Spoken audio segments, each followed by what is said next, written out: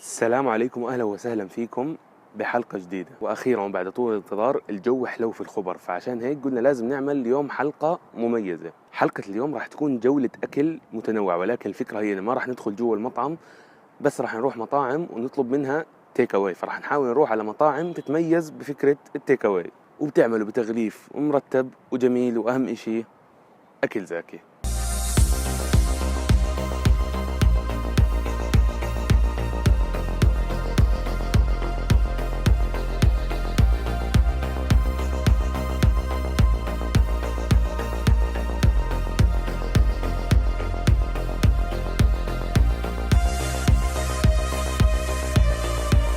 صباح الخير، وجايين حاليا نفطر. وطبعا في الفطور في الجو الحلو من اساسياته الكرك والشباتي، فاجينا على مكان بيعمل كرك وشباتي وبيمدحوه، اسمه لقمة وكرك.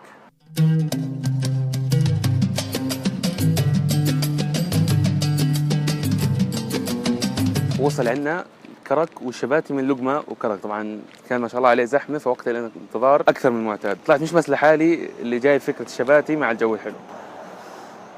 ريحة الكرك مبشرة. نبدأ بالسندويشات. طلبنا سندويشتين نستكشف ونشوف إيش أول وحدة معنا. هاي الحلوم، جبنة حلوم معها بندورة ومعها زعتر أتوقع، وبالشباتي. بسم الله. الصراحة الخلطة رهيبة، فيها جبنة حلوم، فيها كمان زعتر وبندورة. الشباتي تبعهم رائع، طري ولكن فيه قرمشة خفيفة. يا سلام، نعطيها على طول الكرك. كل ما بتحتاجه في الجو الحلو، بس الكرك تبعهم مشكلته حاسه شوي خفيف الشاي، ولكن اللي بيحبوا الحليب أكثر راح يناسبهم جدا. ندخل على السندويش الأشهر في عالم الشباتي، جبن مع شيبس عمان، جبن سائل وعليه شيبس عمان الحار. رائع.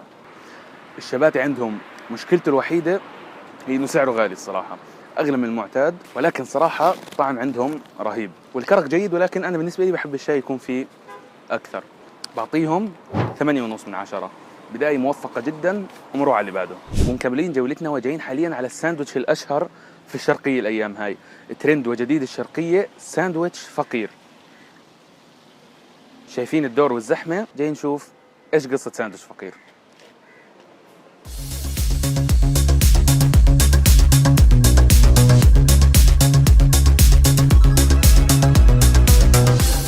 السلام عليكم، كيف الحال؟ اعطيني واحد باباي برجر واعطيني واحد شاورما دجاج. وصل عنا الطلب من سندويشات فقير، طبعا بعد معاناة ما شاء الله زحمة، يا رب تكون الزحمة هاي تستحق. أول شغلة معنا هي برجر باباي. طبعا سموها باباي عشان في كرتون باباي كان ياكل 100 وحدة في الجلسة. هسه عرفت ليش باكل 100 وحدة. طبعا في دجاج وفي لحم، جبت الدجاج عشان نجربها، وبيكون عليها فقط جبنة وشوية صوص. الخبز شكله كويس مبدئيا. بسم الله. كنت متخيلها حتكون نفس البرجر المجمد، ولكن صراحة مختلفة، فيها تتبيلة صاير زي كأنها كباب دجاج. صراحة أذكى ما توقعت. الصوص مستخدمينه جيد، والجبنة زاكية بسيطة، والخبز طري جدا. السعر ب9 ريال، ولكن الحجم صغير، لكن عجبتني الصراحة. ثاني سندويشة معنا هي شاورما الدجاج. طبعا الأشياء اللي عجبتني في المحل إنه بيفتح 24 ساعة، فأنت حابب تعيش أجواء في أي وقت في اليوم ممكن. طبعا من حظي السيء إنه حاط على شاورما الدجاج طحينية، وعندي حساسية من الطحينية، فبنستعين بفريق التصوير. كيف؟ كم من 10؟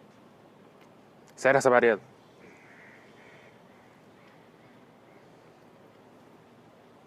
فريق التصوير بيحكي لنا 7 من 10. غالبا راح ارجع واجربها بدون طحينية.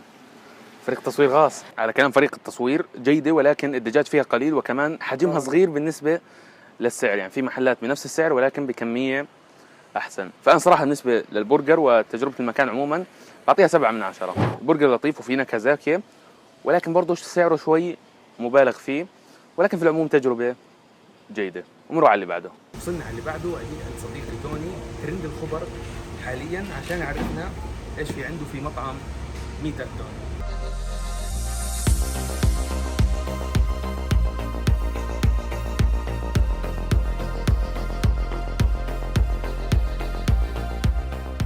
وجبنا الأكل من ميتا توني، وعجبني الصراحة الكيس والأجواء اللي عاملها للمحل.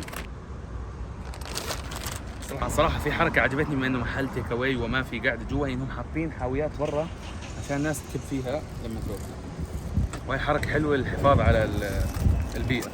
يا سلام.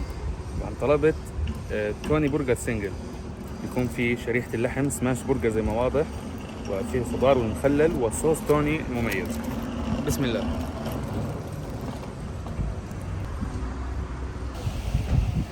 رائع، برجر بسيط جدا.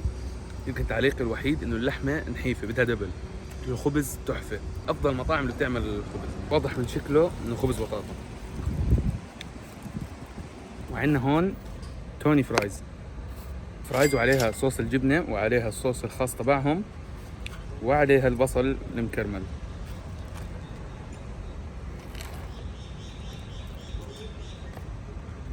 صراحة رهيبة، الصوص تبعهم زاكي، البطاطا نفسها زاكية. محبين البطاطا النحيفة، أنا شخصيا بفضل البطاطا الأزمك شوي، ولكن هون البطاطا النحيفة زاكي، والبصل المكرمل اللي حاطينه معطي إضافة رهيبة. صراحة عجبني جدا ميت التونيز، الطعم اللي بنصح فيها بعطيه 8.5 من 10. برجر زاكي وبطاطا زاكي كمان. ومروا على اللي بعده.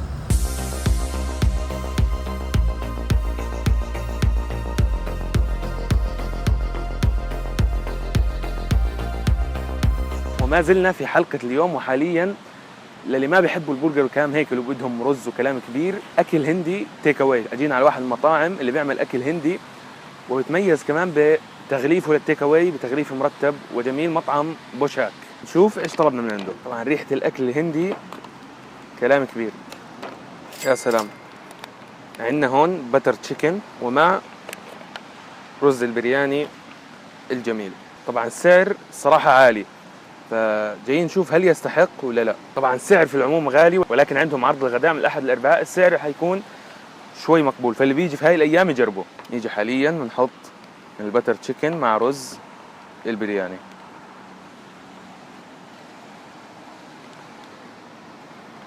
مثالي في البرد والمطر، صراحة ممتاز جدا. البتر تشيكن زاكي، وخصوصا هيك بدك اشي في المطر، بدك اشي هيك سبايسي شوي، تختار درجة السبايسي اللي بدك اياها. انا هون طلبت سبايسي ميديوم، ولكن مش حاسس باي شيء.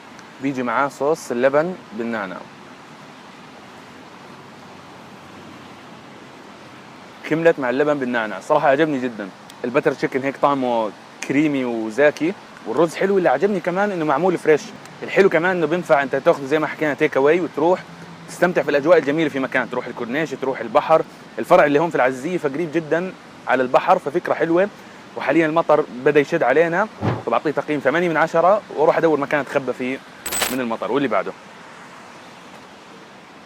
الاجواء هاي بدها بيتزا، وواحد من اشهر مطاعم بيتزا في العالم اللي اجت فتره وسكر في السعوديه، ولكن عاد مره ثانيه، ويقال انه عاد بقوه. فجايين نشوف الكلام ونجرب البيتزا عند بيتزا هات.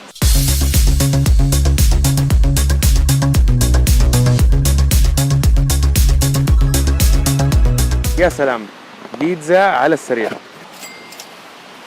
طلبت عنده بيتزا تشيكن رانش، بيكون فيها الدجاج وبيكون فيها الجبنه وبيكون فيها صوص الرانش. هاي صراحه من بيتزاتي المفضله في العموم. وطلبت العجين اللي هي العجين الرقيقه. بسم الله.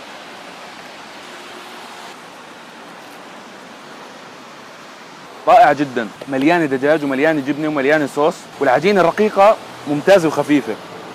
صراحه عوده بيتزا هات شايفها افضل من مكان قبل. صراحه عجبني. السعر يمكن اعلى شوي من المنافسين زي دومينوز والاشياء هاي، ولكن صراحه مملين البيتزا بالاضافات. بعطيها تقييم 8 من 10. وفي الجو الحلو اللي زي هيك جاء على بالي نحلي، فبدنا نروح ندور مكان نحلي فيه ونختم حلقه اليوم. صراحه كثير علي الاجواء هيك مع المطر، لازم كنافه. نروح ندور كنافه، اي كنافه في امامي.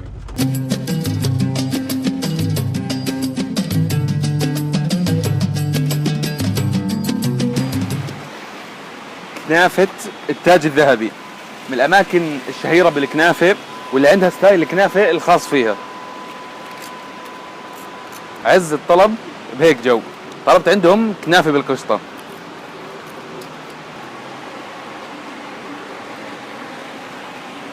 طبقتين كنافة وفي النص قشطة، هيك منتج فريد من نوعه، ولكنها إلها مودها الخاص. كنافة لطيفة هيك تحلي فيها، ولكن هاي طبعا ستايل مختلف جدا عن الكنافة النابلسية. أنا شخصيا حاليا شغال عشان أصير معلم كنافة، نوصل للوصفة الصحيحة للكنافة النابلسية. ترقبوا قريبا. وصلنا لنهاية حلقة اليوم. حلقة كانت جميلة جدا، أنا شخصيا استمتعت فيها واستمتعت بالأجواء الحلوة لليوم. اكتبوا لنا رأيكم في الحلقة، ولو عجبتكم الفكرة ممكن نسويها كمان مرة بمطاعم أكثر عشان نستمتع بالجو الحلو قبل ما يخلص. استنوا الحلقات الجاية، راح تكون حلقات قوية جدا. ما تنسوا تشتركوا في القناة وتفعلوا الجرس عشان ما تفوتكم الحلقات الجاي. نشوفكم الحلقة الجاي. السلام عليكم.